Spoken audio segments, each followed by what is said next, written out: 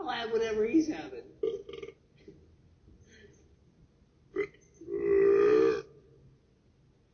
Are you challenging me?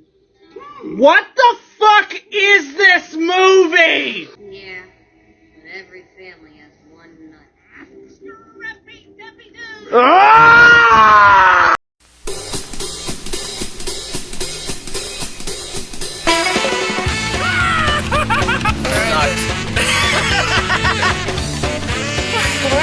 It's so dark.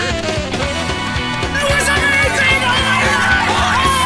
But wait! There's more! It was awful!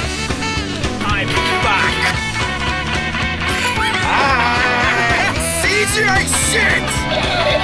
I rest my case. It was fucking horrible!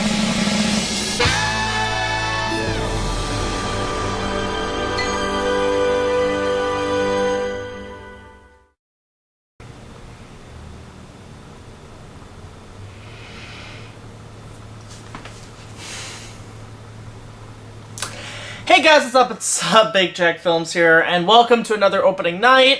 We got another requested review this time around, and I'm catching up on a couple that I have been so far behind on. But this week we have one that surprisingly turns 20 years old this year, and I have not seen since it came out. And oh god, it's not what I remember it being. That of course being the first Scooby-Doo movie, the live-action one. I should point out this was mailed in by a fan, and I will be covering the second one next time.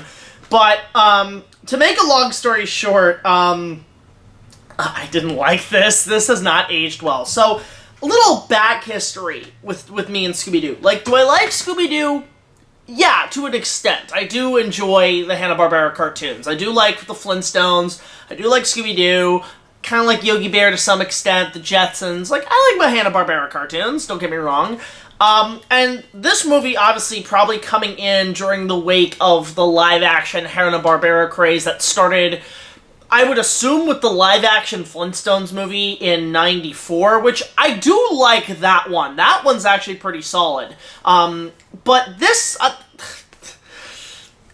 one's interesting. So, I remember when I was a wee kid, in 2001, I can't remember what movie I saw that year where I saw the teaser for this film.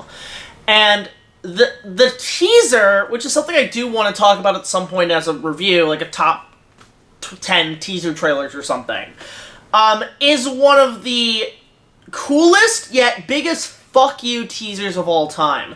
The teaser opens where you don't know it's a Scooby-Doo movie. You think it's the 5th Batman film after Batman and Robin. You know, like Batman Triumphant, and they're playing the Danny Elfman theme. You're going through Wayne Manor, the narrator saying there's one hero who we haven't seen in a while. And as a young kid who loved Batman was like, oh my god, they're making a new Batman, finally! And then the silhouette of Batman, and it's Scooby-Doo, and I was in the theater, and I was like, that's my phone. Fuck this movie. Fuck this trailer. Oh god, the trailer, it was just such a tease. It was terrible. And I remember just being so upset that it wasn't a 5th Batman movie. So, eventually, I did see the movie in 2002. I think I saw it with my sister in like a little thing, a matinee. And at the time, I remember kind of liking it in theaters, and I remember watching it a few times on DVD around 2003. But man, let me just say, looking back on this, 20 years later, to quote Brad Jones when they were watching the 20th anniversary of Space Jam a couple of years ago, I just have to say, what fucking cocaine-fueled mess am I fucking watching? To say this is a kind of bad is an understatement. This movie's cringe. Like, this movie is absolute fucking cringe.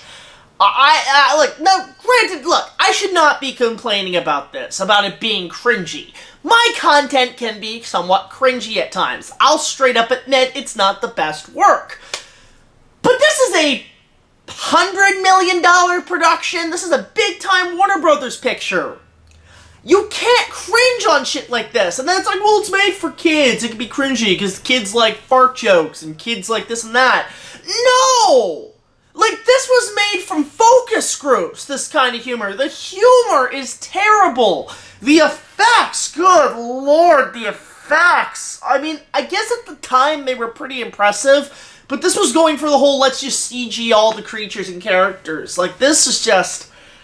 Oh, it is the CGI and the jokes are the worst attributes of this movie. And quite frankly, I feel so sorry for everybody involved with this production. Now, this is why most people say, oh, it actually kind of still holds up because of the people involved. Because you have Freddie Prinze Jr., you have Sarah Michelle Gellar, you have Matthew Lillard as Shaggy, who, god damn, he pulls that off. Like, he's a good, like, he actually...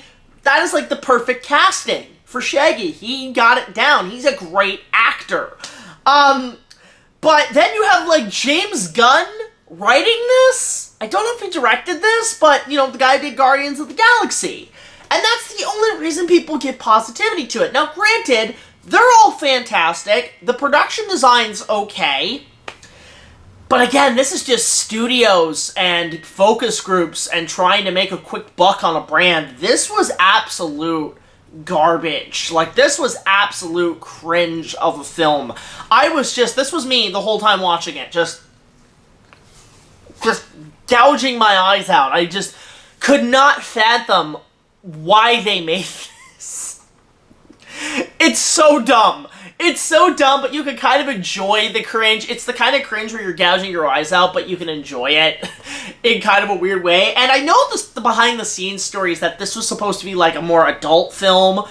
This was supposed to be much more of it's almost a satire of the cartoon, but make it more for adults and shit. But obviously, because they had to sell this to kids, the studio decided to sell this to kids. They're like, nah, cut out all the stuff that we don't think is for kids. I mean, obviously, one thing I noticed when watching this again, a lot of sex jokes in this one, a lot of implied sex stuff, and I wonder how much of it was cut in terms of the content, because this feels like a very much like almost an adult comedy that's stuck in a kid's movie, because some of the costumes are very revealing and some of the humor is like very hit or miss. I mean, but then you got all these fucking cameos. Like, Pamela Anderson's in this. Like, why the fuck are you in this movie? Why the fuck are you in this? Mr. Bean is in the movie. Even frickin' Hank Azaria is one of the main villains. I didn't know this.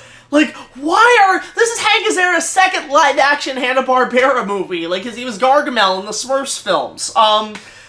This was just it was kind of a cool, like, kind of retrospective to look back on and be like, oh, wow, they're all in this movie. Oh, wow, these jokes do not land. But again, just some positive attributes. Matthew Lillard is the best thing in this movie. Like, he is the best thing. Like, he is a good Shaggy, and he still owns that reputation. Again, the production design, to be fair, is actually pretty cool. I like Spooky Island. I like the set designs. It's pretty rad. The story's somewhat all over the place. The mystery's all over the place. I mean, but then you've got things like fucking Scrappy-Doo. I used to like the character with the cartoon, but now I hate him. I can see why people don't like him. And in this movie, oh, good lord, it's bad.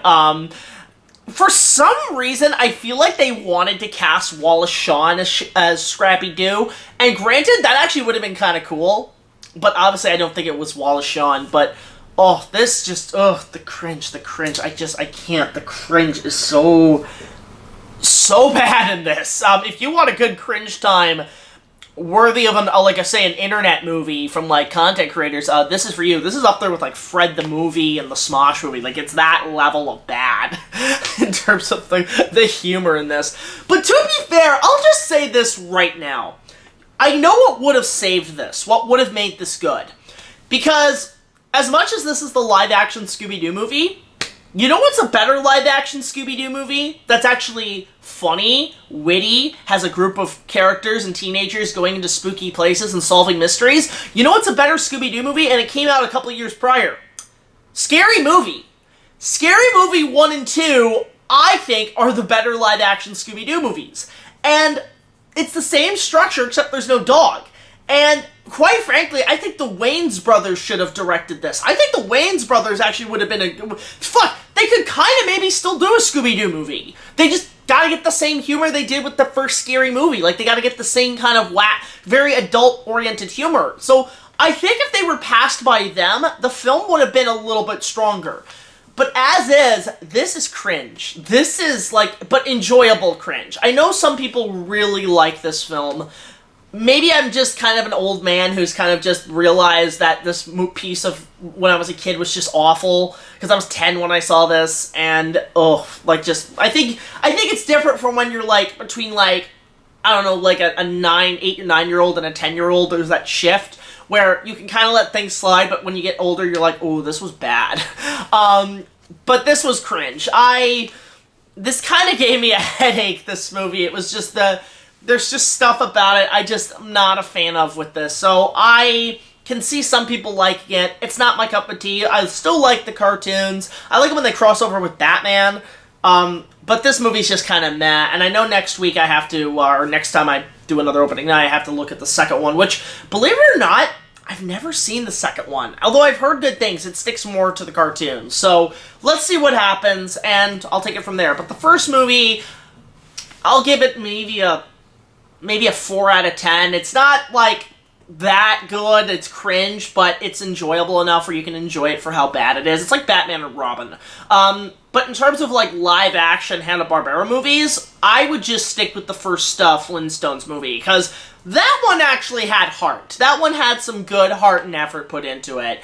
Unlike this one. This is, like, 2000s cringe at its finest. One of the biggest things of the 2000s. Like, it's a time capsule. It's very much like Space Jam in a way. So, yeah, that's about it. Let me know your thoughts on the live-action Scooby-Doo movie in the comments section below. Next time I'll take a look at the second one, and we'll take it from there. So, of course, support us on Patreon. Just $1 more will get you access to all of our content as well as other special features. But until the next video, guys, like, comment, subscribe, and I'll see you guys later. Big Jack Film signing off, and I hope the second one's better than the first one from what I've heard, but I really hope so. But this was just cringe. Absolute cringe. I'll see you guys next time. Take it easy.